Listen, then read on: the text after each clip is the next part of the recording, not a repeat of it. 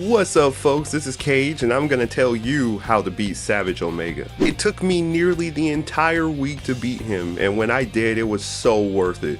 So let me show you how I did it and what you can do. I went into this fight as a great sword user. My weapon of choice was the Shadowbringer sword. It's not the true Shadowbringer sword because I'm sure it's very hard to get the RNG infested no dual gem. So just crafting the regular great sword works just fine. Just be prepared to do a little bit of sharpening because the white sharpness is not that high. Why I chose this great sword is for a few important reasons. It has high attack strength already, it's a dragon weapon and Omega is weak to dragon and lightning. There's a level 3 and level 2 deco slot, and there's an extra 30 points of bonus defense when wielding the sword.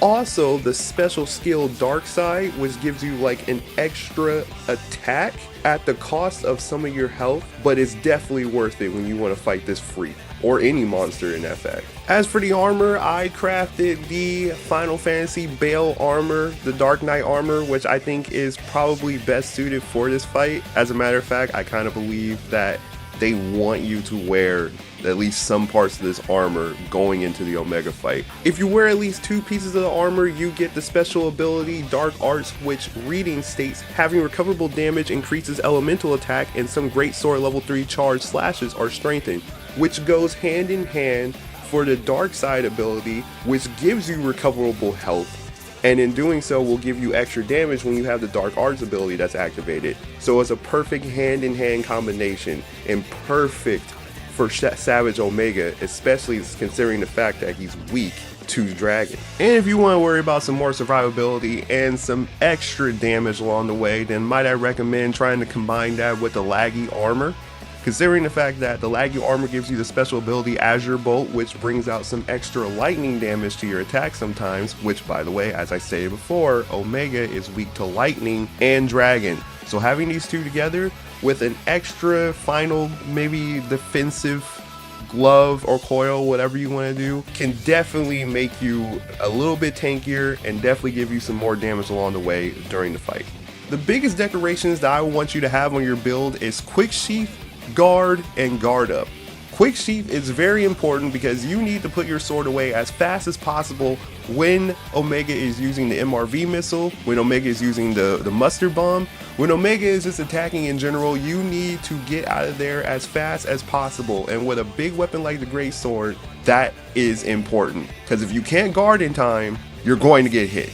And speaking of guard and guard up are going to be 2 of the most important things to use when you're having a weapon like the Great Sword or the Lance or anything with shielding properties in it. With guard up, you can reduce damage taken by 80%, as it says so right here. With guard, however, you can reduce knockback and stamina depletion when you're guarding. And when it's at level 3, you can reduce that stamina by 50%, which is also very vital because in this fight, you are going to have stamina up as often as you possibly can because you will be hauling ass against this freak. The biggest and most important thing that you need to do before the hunt even starts, I'm talking about after you post it in the hub if you're playing with friends in multiplayer. By the way, this guide is specifically for people that are playing with multiplayer. Team composition. If you are playing with friends, you all need to make sure what your role will be. You're going to need a tank and a healer. The tank has to have Omega be aggro at that player at all times, or you if you choose to be the tank. You don't have to have a great sword, you don't have to have a lance, you don't have to have anything with shield properties if you want to be a tank. As long as you have high defense and a way to aggro the monster as often as possible, you can be the tank. I probably did one of the most unconventional hunts there is when a buddy that pulled up in the hunt used dual blades and was tanking. I cannot make that shit up. You're also going to need a healer, preferably a sword and shield support build or a hunting horde build. Although I will say sword and shield, considering the fact that you can use potions a lot faster, you can quick sheath very quickly, and if you use wide range and everybody gets your healing, that's going to be absolutely perfect. So a healer and a tank, those are 2 of the most important roles. If you're going to be DPS, however, I'm treating this like an actual Final Fantasy raid, Jesus Christ. If you're choosing to be DPS, focus on his back legs. For bladed users, that's the weak spot. I've been told that the front legs are weak against users that are using blunt weapons, so somebody can please confirm that to me to see if it's true or not. I'm not too sure. Just let me know in the comments. But you're going to try to cripple him. You can break his enraged mode, you know, the red lights and everything. You can break his enraged mode by doing that. It will say severe leg damage. You're also going to want to try to expose the legs as quickly as possible for a couple of things. One, extra damage, and two, it drops a plate that you can use for a free shield, so definitely keep that part in mind as well. As for the DPS check of the fight, when the Delta attack is being charged up and the clone Nursilla shows up, you have to destroy this monster as quickly as possible. I was told that it is spread across 4,000 damage, 4,000 points of damage throughout the board from each player. In order to achieve that, you are going to have to use the Morval, you're going to have to use the Cactar.